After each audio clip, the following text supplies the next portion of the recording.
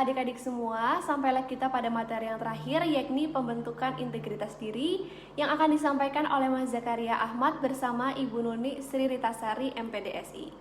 Kepada Mas Zaka dan Ibu Nuni, waktu dan tempat kami persilakan dan selamat menyaksikan.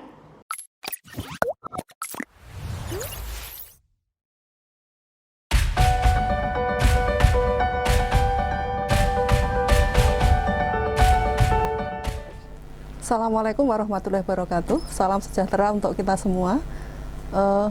Anak-anakku Delayota 2021-2022. Senang sekali kali ini saya ditemani seorang narasumber yang sudah cukup terkenal, yaitu Mas Yaka Ahmad.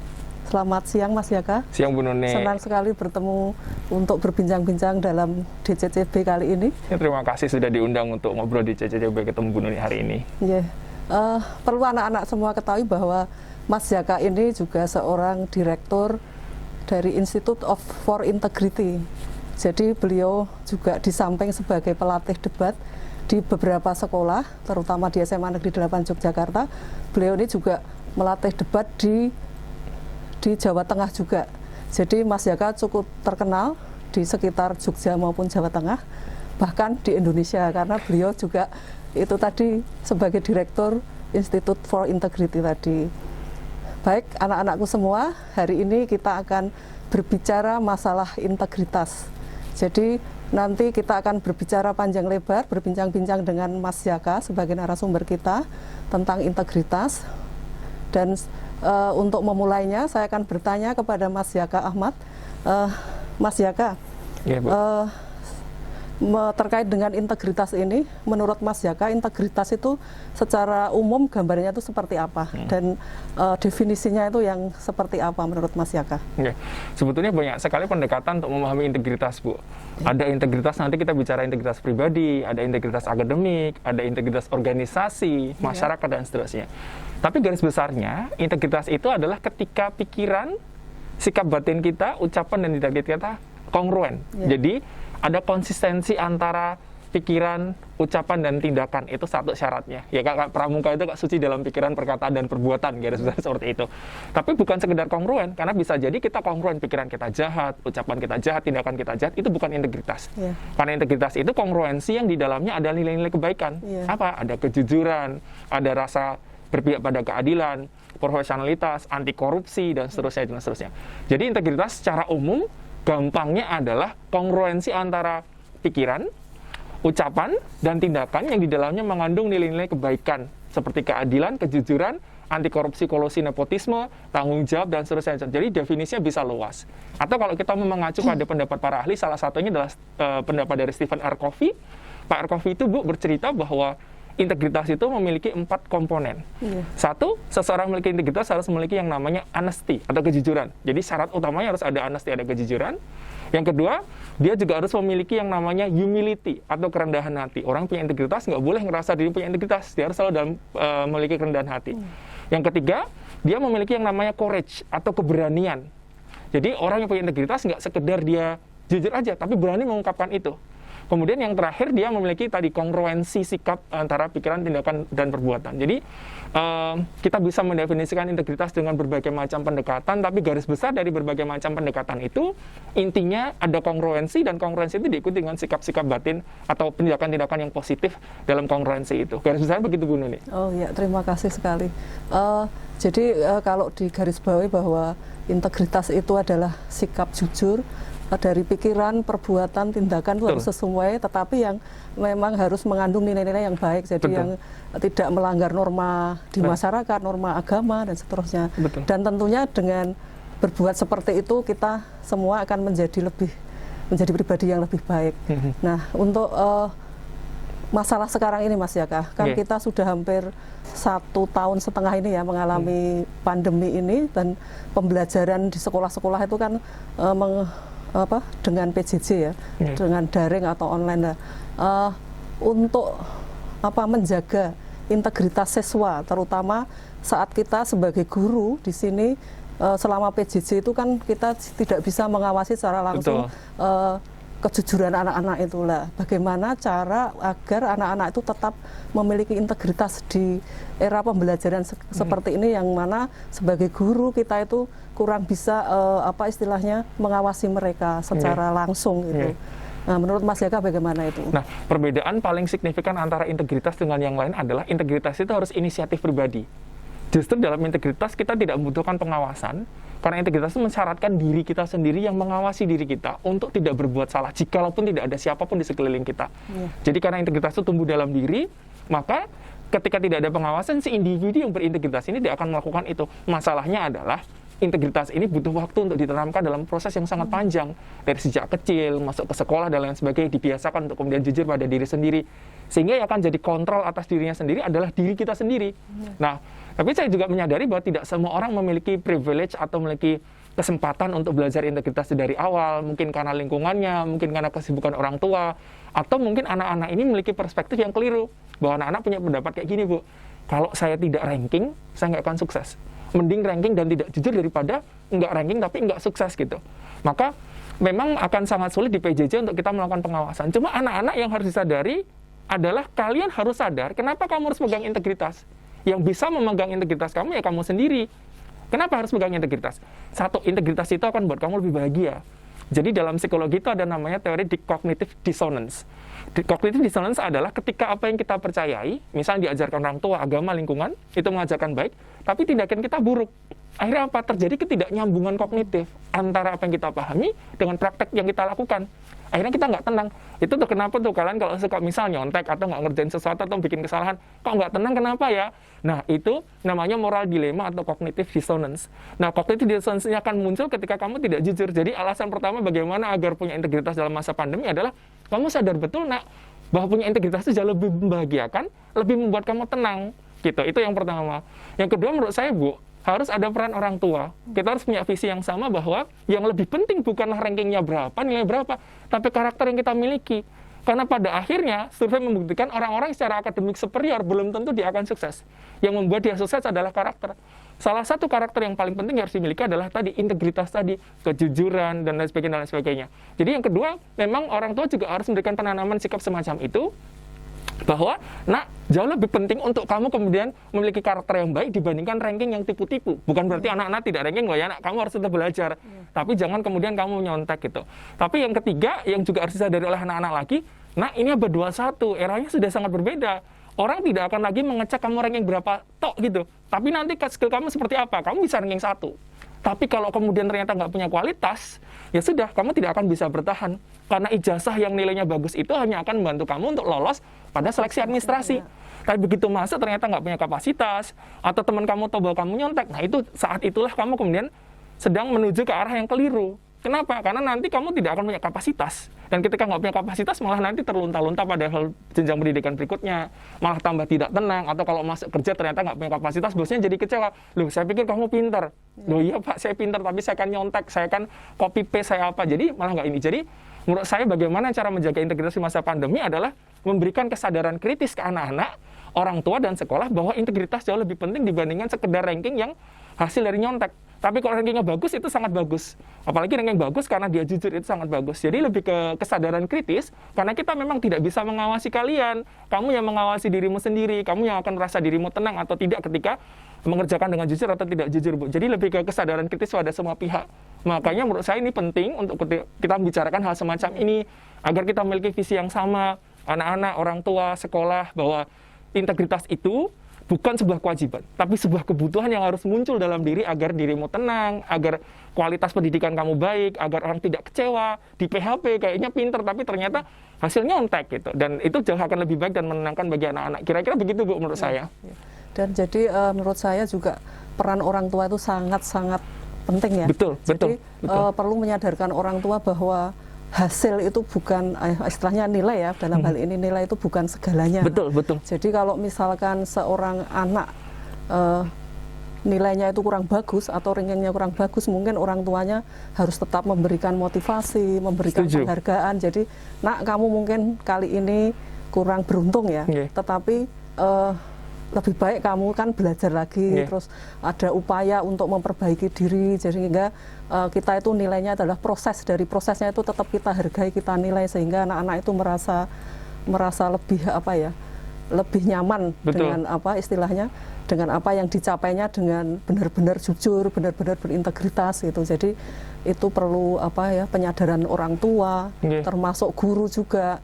Sebenarnya ini juga menurut saya sebenarnya untuk jenjang pendidikan yang lebih tinggi pun juga harus istilahnya konsisten dengan ini. Betul. Karena ternyata banyak perguruan tinggi yang masih mensyaratkan harus ada ranking dari siswa itu. Betul. Padahal di kurikulum 13 sendiri sebenarnya sudah tidak mewajibkan adanya ranking di rapot, itu sebenarnya udah nggak ada, tetapi kenyataannya di perguruan tinggi masih dibutuhkan seperti itu. Ya. Sepengetahuan saya bahkan di negara-negara maju itu ranking sudah dihapuskan. Iya. Kenapa? Karena logikanya sebetulnya gini, dalam psikologi pendidikan ada namanya multiple intelligences atau kecerdasan berganda. Itu Profesor Howard Gardner sudah menyatakan dan diamini oleh para pakar pendidikan bahwa kecerdasan itu tidak tunggal. Setidaknya ada 8 jenis kecerdasan. Logical numerical artinya anak jago matematika, linguistik jago berbahasa, kemudian bodily kinesthetic jago olahraga, badannya bagus untuk menari dan sebagainya. Kemudian ada lagi visual spasial, pandai mempertimbangkan menghitung jarak, gampang seperti itu. Kemudian naturalistik, paham tentang alam. Kemudian interpersonal, pandai bergaul. Intrapersonal, dia punya kecerdasan emosional. Dan seterusnya. Ada 8, nanti adik-adik bisa cari ya, multiple intelligences. Dan tidak semua dari kita memiliki semuanya. Bahkan impossible kita memiliki semuanya. Paling kita cuma bagus 1-2 hal. Dan it's okay untuk bagus 1-2 hal saja. Kami pernah riset Bu Nuni. 2017 itu, kami riset 1.000 responden, 5 kabupaten kota. Dari 1.000 anak itu, cuma 5 anak yang tidak pernah nyontek. 7 anak yang tidak pernah nyontek. Dari kami 1.000 ya? Betul, dari 1.000 Bu. Dan itu siswa SMA gitu. Dan itu memang serem sekali gitu. Ternyata alasan terbesar mereka nyontek, kita punya pertanyaan. Dari kelas berapa kamu mulai nyontek? Ternyata mulai dari kelas 6 SD, kelas 1 SMP, ketika mereka mulai akil balik. Kenapa kamu nyontek? Karena malu kalau nilai saya jelek. Kenapa malu nilai jelek? Karena orang berperspektif pintar itu harus ranking. Padahal enggak. Kamu tidak bisa pintar dalam segala hal. Kamu pintar satu hal aja nggak apa-apa loh. Dan ini juga perspektifnya ada di dalam orang tua misal. Orang tua berasumsi nek pintar tuh harus matematikanya bagus. Anak yang jago olahraga dikatakan kamu nggak pintar. Padahal dia pintar di bidang olahraga gitu. Saya jadi ingat tuh Einstein pernah bilang begini Bu, semua anak itu jenius. Tetapi kalau kita menghakimi kemampuan seekor ikan dari kemampuan dia memanjat pohon, seumur hidup ikan ini akan merasa dirinya bodoh. Kenapa? Karena bukan kapasitas dia untuk memanjat pohon. Setiap anak itu unik, kamu tuh unik nak dengan kecerdasan kamu masing-masing. Jadi kamu nggak usah merasa inferior, matematikaku jelek, tetap belajar, iya. Tapi kalau emang tetap nggak bisa maksimal, ya nggak usah nyontek. Karena kamu punya kecerdasanmu masing-masing, dan you don't have to be good in everything. Kamu cuma perlu bagus dalam 1, 2, 3 hal, tapi yang lain tetap berusaha, bukan kemudian dilepas begitu saja. Dan kamu akan bisa, insya Allah bisa sukses dengan itu. Dan visi ini juga harus ada di sekolah dan ada di orang tua, bahwa tidak semua anak bisa segala hal. Bahkan impossible semua anak bisa semua hal. Itulah mungkin menurut saya, kenapa sistem ranking itu dihapus? Karena tidak relevan untuk mengukur kemampuan anak. Karena setiap anak itu bagus dalam bidangnya masing-masing gitu. Tapi saya mau bilang ya, anak, jangan kemudian ya udah aku nggak belajar, tetap kamu harus belajar semua hal. Cuma sadar bahwa kamu tuh nggak bisa bagus segala hal, dan ketika kamu bagus dalam 1-2 hal itu it's going to be fine. Kemarin mungkin juga ada alumni ya, Mas Rifki yang sekarang lulus Harvard, lulus Oxford. Ibu kebetulan wali kelasnya Mas Rifki gitu. Mas Rifki mungkin waktu SMA dia sempat gagal ujian matematika sama kimia. Tapi kemudian dia punya prestasi. Kenapa? Karena dia punya kecerdasan linguistik, logika logical thing dan seterusnya. Akhirnya juga sukses gitu. Dan menurut saya ini harus didorong. Orang tua yang kemudian mengerti bahwa tidak semua anak bisa cerdas dalam segala hal. Dan kamu juga harus sadar, kamu tuh tidak perlu segala halnya dapat nilai 10, it's okay. Yang paling penting kamu berusaha. Dan ketika kamu berusaha ya sudah gitu. Dan ketika seperti itu mungkin pressure-nya akan turun, Bu. Kalau pressure-nya akan turun, anak-anak juga tidak akan tertekan, aku harus nyontek nih, aku harus sempurna. No, yang penting kamu jujur, kamu berusaha, ya sudah, dengan 1-2 bidang yang kamu benar-benar bagus, kamu akan sukses pada akhirnya. Kira-kira kayak gitu. Dan menurut saya ini berkaitan dengan tadi sih, Bu, pemahaman kritis, kenapa integritas dibutuhkan, dan kenapa orang tua sebagai orang tua ataupun guru ataupun anak-anak sendiri tidak perlu memaksakan diri untuk you have to be good at everything dan malah mengorbankan sesuatu yang lebih berharga. Apa itu? Karakter tadi Bu Nuni. Gitu Bu. Iya. Dan bicara tadi tentang alumni dari SMA 8, Mas Rifki tadi memang benar, dia itu saya ngajar 3 tahun dan saya tahu betul dia waktu selama 3 tahun itu dia memang sama sekali tidak pernah nyontek dan tidak pernah bertanya kalau ulangan itu. Walaupun nilai memang beliau Mas Rifki ini memang tidak pandai di hitung-hitungan ya Mas Rifki ya. Tetapi beliau kan jago di bahasa gitu dan karakternya memang sangat luar biasa karena dia itu integritasnya bagus ya, akhirnya sekarang pun juga dipercaya di mana-mana gitu. Jadi dengan integritas yang baik nanti di masa depan pun orang akan percaya dan akan yakin bahwa dia itu orang yang baik sehingga banyak sekali yang mengajak untuk bekerja sama itunya. Dan kalau ditanyakan ini Mas Jaka, mengapa integritas kita perlukan pada level individual, level akademik, dan level masyarakat atau negara? Kalau gampangnya pada level individual, kenapa kita perlu punya integritas tadi? Untuk membuat diri kita bahagia. Orang yang punya integritas pasti lebih bahagia. Karena nggak pernah tahu misal mikirnya A, berucapnya B, bertindaknya C. Itu udah terjadi cognitive dissonance tadi, moral dilema yang buat kita nggak tenang. Jadi akan lebih tenang, nak, kalau kamu punya integritas. Kamu santai aja, nggak usah perlu menutupi sesuatu atau bagaimana gitu. Itu akan secara personal akan lebih membuat kita tenang. Jadi kayak apa ya, terjadi perang batin gitu ya? Betul. Dan perang batin. Perang batin itu sangat menyiksa. Betul, kalau perang sama orang kan misal saya punya masalah dengan Mas Jody misal, itu saya bisa langsung ketemu menyelesaikan. Tapi kalau perang batin kan sama diri kita sendiri. Jadi kalau kita melakukan sesuatu yang tidak sesuai dengan hati nurani kan mesti perang batin ya. Jadi kita merasa memang nggak nyaman, nggak bahagia, terus merasa tertekan. Itu mau ngumpet di kamar pun tetap ngerasa itu kan nggak bisa ini. Kalau ketemu musuh orang kan ngumpet mungkin nggak ketemu ya. Tapi kalau perang batin itu yang rumit kemudian. Jadi pertama alasan integritas personal penting agar kita merasa tenang dan bahagia. Itu pasti. Bahkan Mahatma Gandhi pernah bilang gini, happiness is when what you say, what you think, and what you do all in harmony. Bahagia itu ketika apa yang Anda ucapkan atau Anda pikirkan, Anda ucapkan, Anda lakukan itu harmonis gitu. Karena kalau kita memikir A, berucap B, bertindak C, kita nggak harmonis. Makanya juga ada Sadama Pramuka. Pramuka itu suci dalam pikiran, perkataan, dan perbuatan. Itu benar tuh. Yang kedua, kenapa harus integritas akademik penting untuk ada? Ada nanti acuan bernama integritas akademik, misal larang untuk menyontek. Kalau kita mengambil citasi harus menyebutkan sumbernya. Bahkan hasil diskusi pun kalau dimasukkan paper ini hasil diskusi dengan saudara ini. Jadi harus ada acknowledgement bahwa ini sumbernya dari mana. Tentu yang paling gampang ya tidak boleh nyontek kalau integritas akademik itu. Kenapa integritas akademik penting? Karena berkaitan dengan kapasitas kita. Di abad 21, orang tidak lagi melihat IPK kita berapa tok, tapi kapasitas kita apa. Bahkan yang menarik adalah perusahaan-perusahaan besar seperti Microsoft, Google, mereka tuh mulai meng-hire orang bukan berdasarkan diploma mereka, berdasarkan ijazah mereka. Enggak, tapi kemampuan si orang ini seperti apa. Karena ada orang-orang yang bahkan dia drop out atau tidak memiliki ijazah, tapi di-hire oleh mereka selama dia punya kapasitas. Nah, kapasitas ini tidak akan muncul kalau kita tipu-tipu. Kita pura-pura pinter. Yang harus kamu lakukan itu benar-benar pinter, bukan pura-pura pinter. Nah, ketika kita punya kapasitas, nggak masalah. Jadi integritas akademik penting untuk memastikan bahwa individu ini memiliki kapasitas. Dan ketika betul-betul memiliki kapasitas, dia akan mendapatkan pekerjaan-pekerjaan yang profesional, dia mendapatkan kepercayaan orang banyak. Coba sekarang bayangkan, nak, di kelas kamu ada teman kamu jago nyontek dan ranking 1. Kelak 10 tahun, 20 tahun dari sekarang, kalau kamu harus bekerja sama, milih teman kamu yang ranking 1 tapi tukang nyontek, atau teman kamu ranking 15 atau 20 tapi dia sangat jujur. Kalau saya pribadi pilih yang jujur ini. Karena ketika dia nyontek kita udah tahu kan reputasinya seperti apa. Jadi integritas akademik penting untuk memastikan bahwa individu punya kapasitas, Bu. Yang ketiga, pada konteks masyarakat apa? Ketika masyarakat individu ini memiliki integritas, maka masyarakat juga menjadi masyarakat yang integritas. Sekarang kita lihat Indonesia. Kenapa Indonesia korupsi di mana-mana? Hukuman sudah dinaikkan apa dan sebagainya, tapi korupsi terus terjadi. Kenapa? Karena kita mengalami proses habituasi selama bersekolah. Habituasi itu apa? Untuk tidak jujur. Sebetulnya yang namanya nyontek dan korupsi itu sama persis. Cuma beda waktu dan beda tempat aja.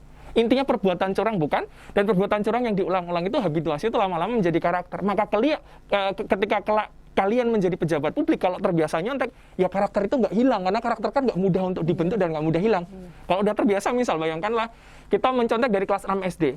1 tahun di SD, 3 tahun di SMP, 3 tahun di SMA, 4 tahun di kuliah. 11 tahun kita nyontek. Dalam perspektif ilmu manajemen, ketika seseorang menjalankan satu hal selama 10.000 jam, dia layak disebut sebagai profesional. Kalau kita sudah 11 tahun nyontek, maka kita jadi profesional cheater. Maka ketika nanti kita pindah ke tempat kerja, ya sama aja kita masih jadi seorang cheater. Maka jangan heran kalau korupsi terus terjadi. Kenapa? Karena akarnya tidak kita selesaikan. Maka anak-anak, kalau kamu pengen lihat bangsa kamu lebih maju dan lebih baik, ayo berhenti menyontek. Kamu tidak perlu menangkap koruptor. Kamu harus mencegah dirimu melakukan hal koruptif, dan kemudian pada akhirnya kamu jadi seorang pemimpin yang bersih, dan ketika kamu kelak jadi pemimpin yang bersih, ya sudah, negara itu akan jadi lebih baik gitu. Jadi itu, Bu, kenapa harus ada integritas personal, akademik, dan kemudian pada level masyarakat dan bahkan level negara integritas dampaknya akan sangat luas. Demikian Bu Nuni. Jadi harus bersinergi ya untuk menciptakan ini semua sejak Betul. mungkin malah sejak dari TK mungkin Iya. ya ditanamkan apa sikap Kejujuran. terus menghargai orang lain gitu. Jadi memang tidak bisa apa istilahnya secara instan kita Iya, harus betul, merubah. betul. Oh kamu harus berintegritas nggak bisa. Nggak Jadi bisa, memang nggak harus bisa. dari pembiasaan sejak dini. Jadi Betul. biar kita itu semua bisa memiliki integritas yang baik Betul. sehingga bangsa ini menjadi lebih baik Iya, gitu. Bu, betul. Jadi kita tahu sendiri bahwa kita itu termasuk negara dengan korupsi yang cukup tinggi Betul. ya. Dan Jadi, makin hari makin menjadi-jadi. ya, padahal kan hukuman juga sudah Oke. apa ya, Berat. sudah berat, tetapi kenapa kita itu kok efek jerahnya kan sepertinya kok kurang terus Oke. gitu ya. Padahal sudah di apa hukumannya sudah diperberat, tetapi efek jerahnya itu kok masih saja kurang gitu loh. Ya, kalau di korupsi sendiri kan ada teori yang sangat terkenal yaitu Ghosn teori. Jadi katanya korupsi terjadi karena ada satu G-nya adalah greed. Greed itu ketamakan, selalu tidak puas, Iya. rakus. Nah, greed. Kemudian O-nya adalah opportunity, ada kesempatan, berarti sistemnya lemah. Misalnya sistemnya tidak ada pengawasan, maka orang korupsi. N-nya adalah needs atau kebutuhan. Si individu punya kebutuhan yang melebihi penghasilannya dia. Kemudian E-nya adalah exposure. Exposure pada hukuman yang lemah. Kalau masalah opportunity dan masalah exposure pada hukuman, itu masalah sistem. Tapi kalau masalah greed atau ketamaan, dan yang kedua needs, itu masalah personal, masalah karakter. Maka kalau pengen menyelesaikan setengah masalah korupsi adalah memperbaiki karakter si individu ini. Dan yang paling bisa memperbaiki karakter adalah keluarga, sekolah. Media juga seharusnya membantu di sini. Kalau masalah sistem, masalah opportunity, masalah hukuman, itu balik ke sistem mungkin ya. Tapi yang bisa kita jangkau adalah bagaimana kita menciptakan individu yang tidak memiliki greeds atau greeds yang enggak, ya greeds pun dalam jalan yang benar, bukan greeds yang keliru. Kemudian needs-nya juga bisa diatur. Jadi setengah masalah korupsi itu sebetulnya masalah karakter, Bu. Maka sebetulnya pejuang yang bisa menyelesaikan kasus korupsi, kalau kita benci korupsi, ya Bapak Ibu guru adalah pejuang utama, orang tua adalah pejuang utama. Dan anak-anak, kalau kamu benci koruptor, kamu nggak perlu nangkap koruptor kok. Kamu cuma mencegah dirimu agar tidak menjadi individu yang tidak jujur, dan bonde kamu akan jadi pemimpin yang bisa dipercaya, dan jadi orang trust sama kamu, dan kamu akan dapat lebih banyak amanah di depan begitu. Ya, oke. Jadi sudah cukup banyak ya Mas Yaka untuk masalah ini yang korupsi ini. Nah ini untuk contoh role model dalam integritas, terutama untuk remaja ya, untuk anak-anak sekolah itu, role model yang bagaimana yang ideal, yang berkaitan dengan integritas. Jadi anak-anak itu harus bersikapnya itu bagaimana gitu, yang ideal gitu menurut saya. Yang paling penting pertama adalah, kamu harus punya kesadaran kritis deh. Dipikirin lagi deh, kenapa harus punya integritas. Mungkin kamu mikir, lah temen-temenku semuanya nyontek, masa aku punya integritas? Santai aja, yang nyontek itu hatinya nggak tenang kok. Nanti yang nyontek itu juga akan keterusan. Ya terus, karena dia nggak punya kapasitas akan rumit. Jadi menurut saya yang pertama adalah punya kesadaran kritis dulu, bahwa saya membutuhkan integritas ini, untuk saya bisa lebih tenang, untuk saya bisa punya kapasitas. Nah setelah itu apa? Setelah itu, kamu harus menguatkan dirimu sendiri, karena kamu nggak bisa berubah sendiri. Cari teman-teman yang satu circle, yang satu frekuensi, bahwa oke, kita adalah teman-teman yang bersepakat untuk punya integritas. Kalau pinter-pinter beneran, bukan pura-pura pinter, bukan karena nyontek. Kenapa? Karena nanti nggak kepake, walaupun kamu nilainya bagus atau apa, one day orang akan tahu kamu punya kapasitas beneran apa nggak punya kapasitas beneran. Jadi memiliki circle yang penting untuk membackup dia itu menjadi sangat penting. Nah setelah itu baru kemudian dilakukan, karena integritasnya hanya akan jalan kalau kita benar-benar menjalankan itu. Dan memang akan ada resiko. Nah mungkin kamu akan dianggap, kamu sok suci, pasti biasanya teman-teman bilang kayak gitu. Kamu sok bersih, ya jawab saja, saya memang berusaha untuk bersih dan suci. Apa salahnya dengan itu? Karena kadang-kadang anak-anak itu lucu, temannya yang pintar, yang rajin itu malah dibully gitu. Jadi jangan didengarkan bahwa it's okay for you untuk kemudian kayak kesepian di awal, tapi nanti seiring waktu kamu akan tahu kok, orang-orang besar itu lahir dari karakter ini. Misal ada Gandhi, ada Mandela, mereka adalah orang-orang jujur. Hampir nggak mungkin kita mendengar orang-orang sebesar itu kemudian ternyata mereka kecilnya itu tukang nyontek, juga nggak jujur dan lain sebagainya. Jadi jika kamu kelak ingin menjadi pemimpin, ya itu tadi, ajari dirimu dengan satu, kesadaran kritis, dua, temukan teman-teman yang baik, yang ketiga kemudian praktekkan integritas dalam kehidupan kamu, dan jangan takut ketika kemudian ternyata kamu kayak melawan arus, it's okay. Karena integritas adalah tren yang baru, jadi seiring waktu juga orang akan kemudian lari ke wilayah integritas. Jadi kira-kira begitu, Bu. Jadi, tapi juga penting tadi ada support system dari keluarga, dari sekolah yang memberikan support system. Misal ketika anak ulangan matematika tidak jago, ya sudah nggak apa-apa. Misal memang dia yang jago olahraga, dorong dia untuk jago di bidang olahraga. Jangan kemudian menjudge anak atau hanya dengan satu alat ukur, bahwa pinter nggak pinter itu harus sainsnya bagus atau matematikanya bagus. No, kamu bisa bagus dalam segala hal karena setiap dari kamu diberi bakat di bidang yang berbeda-beda. Jadi dengan adanya support system semacam ini, anak-anak nanti nggak terpressure. Karena biasanya mereka terpressure entah oleh orang tua, entah oleh teman-teman, atau bahkan oleh sekolah, kamu harus bagus ini gitu. Dan dengan begitu saya rasa anak-anak akan lebih bahagia. Kan kita konsepnya merdeka belajar, nggak cuma merdeka tapi juga bahagia ketika belajar. Dan ketika menurut saya bahagia itu menjadi sesuatu yang penting sekali, dan bahagia yang bisa dicapai kalau kamu menjalani sekolah kamu, belajar kamu dengan penuh ketenangan. Karena kalau bohong, nggak jujur, itu nanti jadi nggak tenang. Jadi garis besarnya seperti itu, Bu Nuni. Oke, makasih Mas Jaka.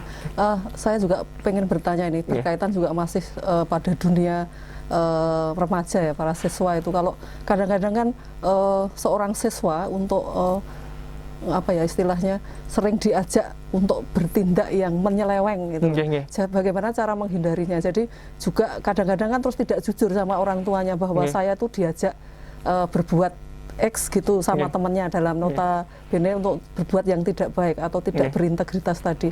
Jadi bagaimana cara agar mereka itu yang sudah memiliki integritas sebenarnya, tetapi karena ada beberapa teman yang mengajak untuk tidak jujur atau tidak berintegritas tadi, itu bagaimana mempertahankan sikapnya yang sudah baik itu loh. Kadang-kadang kan banyak pengaruh lingkungan juga banyak pengaruhnya. Jadi mungkin dipengaruhi satu dua teman itu akhirnya juga ikut, jadinya yang semula sudah lurus jadi berbelok. Nah itu bagaimana cara untuk mempertahankan sikap integritas pada diri siswa itu yang sudah baik menjadi berbelok lagi gitu. Sebenarnya kalau kami pernah mapping, Bu, di kelas itu ada 3 jenis anak. Satu yang sudah punya integritas, karena dari kecil diajarkan orang tuanya dan lain sebagainya, dia benar-benar kekeh punya integritas. Biasanya dikucilkan, dimusuhi, dianggap sok suci dan seterusnya. Yang kedua ada yang di tengah-tengah. Yang di tengah-tengah itu yang kadang nyontek, kadang enggak gitu, tergantung suasana gitu. Yang ketiga adalah yang memang mereka nyontek gitu. Nah, yang terjadi adalah ketika kita mengajar integritas, sebenarnya kita tidak lagi mengurusi anak yang sudah ini, yang punya integritas. Karena dia sudah tahu resikonya dari kecil, diajarkan, dia sudah kekeh. Yang repot itu yang di tengah-tengah tadi.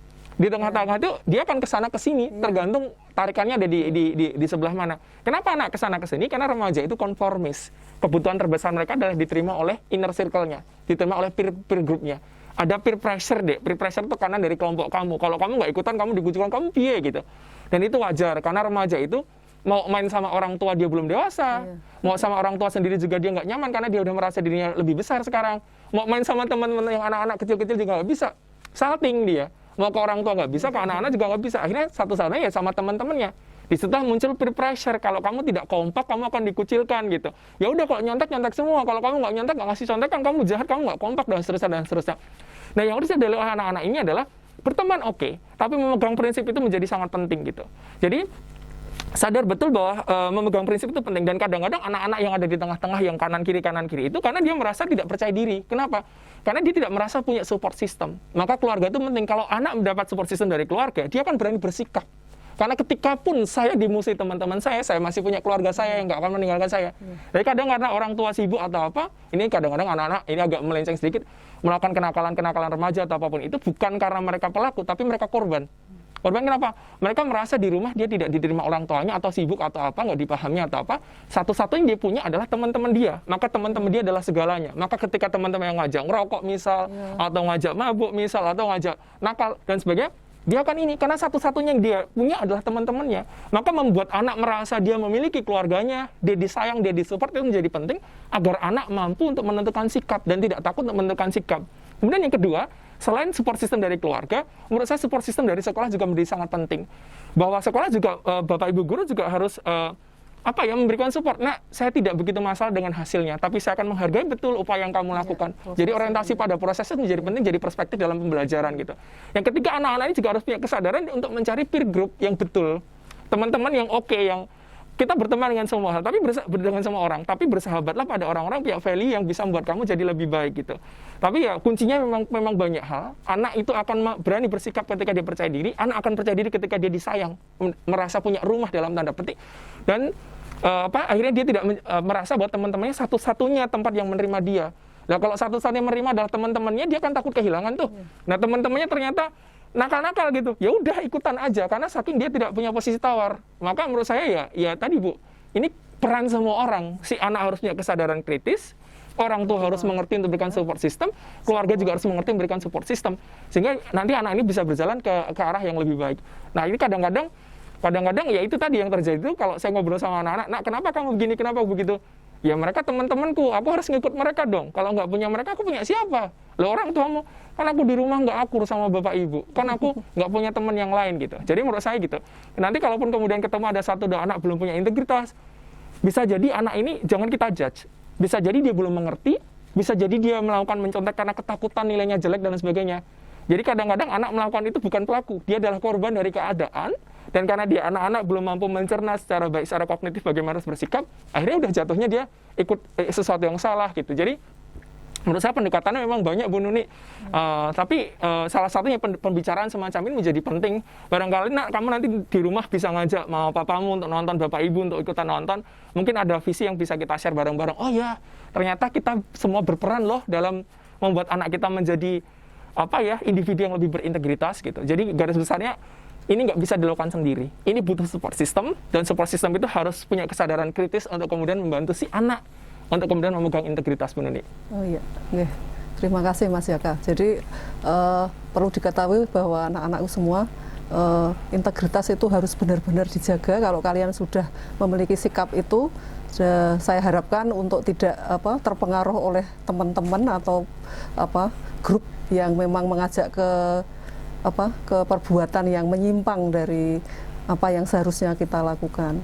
Jadi pesan kami bahwa kalian tetap menjaga kejujuran, integritas, karena itu akan sangat-sangat berperan dan sangat penting kelak di kemudian hari. Dan terakhir ini Mas Jaka, fungsi integritas dalam dunia pekerjaan setelah kita itu tadi sudah menanamkan integritas sejak kecil, sejak dini, sampai SMA, sampai kuliah, nanti dalam dunia pekerjaan itu bagaimana fungsinya gitu ya. Jadi tentunya pasti banyak sekali ya. Coba tolong dijelaskan Mas Jaka. Kalau menurut saya hal yang paling besar, yang paling penting dari integritas di dunia kerja adalah kalau kita punya integritas dari awal, maka kapasitas itu benar-benar kapasitas asli kita, bukan kapasitas yang tipu-tipu. Kalau pintar emang pintar beneran gitu.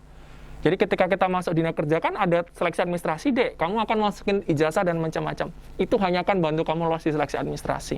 Karena di tes-tes berikutnya, wawancara dan lain sebagainya, itu orang mulai lihat kapasitas asli kamu seperti apa. Nanti juga ada masa percobaan, kan nggak langsung diterima ya. Ada 3 bulan, 6 bulan percobaan, baru jadi pegawai tetap dan sudah. Di situ orang lihat kamu punya kapasitas atau tidak. Ketika kamu tidak punya kapasitas, ya kamu tidak akan dikontrak betul-betul. Kenapa bisa terjadi? Karena kadang-kadang ada orang ijazahnya bagus, IPK-nya bagus, tapi karena hasil dari nyontek, copy paste dan seterusnya, dia tidak betul-betul punya kapasitas. Maka ketika nggak punya kapasitas, orang tidak akan mempekerjakan orang ini. Yang kedua, di dunia kerja apalagi kalau sudah kerja sama orang asing, mereka sangat menjunjung integritas. Mereka tidak akan meng-hire orang yang tukang nyontek, koruptif, tidak jujur dan seterusnya. Jadi dan dunia kita dunia yang sudah globalized. Artinya kamu akan bertemu dengan orang-orang dari negara lain, mungkin kamu akan bekerja dengan mereka dan sebagainya. Mereka tidak mencari orang dengan nilai-nilai paling tinggi, tapi punya karakter yang paling baik, yang bisa bekerja betul-betul bekerja, dan karir kamu akan lancar. Dan terlebih lagi reputasi yang kita bangun bertahun-tahun sebagai orang tukang nyontek itu akan merugikan kita di masa depan. Mungkin sekarang kamu masih santai, tapi nanti kamu mencalonkan jadi presiden, ini presiden saya dulu tukang nyontek loh orangnya. Orang tidak akan percaya lagi pada kalian. Jadi untuk kebaikan kalian nanti di dunia kerja atau dalam kehidupan sehari-hari pun, saya rasa tuh integritas masih sangat relevan, dan itu akan berikan karir yang lebih baik dan lebih tenang. Dan bahagia tentunya betul, lebih bahagia karena tidak perlu menutupi apapun gitu.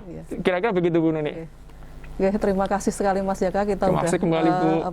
Berbincang-bincang tentang integritas itu sudah panjang lebar.